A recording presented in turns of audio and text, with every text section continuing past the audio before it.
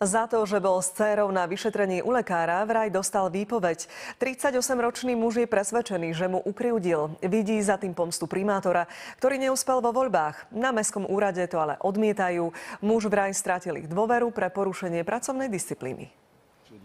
Pán Horváth pracoval takmer 4 roky ako sociálny pracovník v rómskej osade. Jedno ráno absolvoval vyšetrenie na cukrovku s dcérou a odbehol si aj k svojej lekárke. Bolel ho vraj chrbát. V ambulancii mu dali PN-ku, ktorú ešte v ten deň doručil na mestský úrad. Na mestskom úrade sa im ale PN-ka nepozdávala. Overovali si ju preto v ambulancii a zistili, že naozaj nie je celkom v poriadku. Bolo mi to divné, že naraz takto ochorel.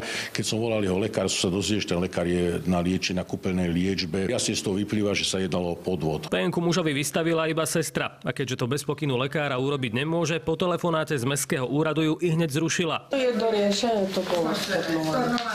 Omylom to vystavila. Tento omyl ale zrejme stal pána Horváta miesto. Ešte v ten deň mu vraj mestská polícia doručila výpoveď.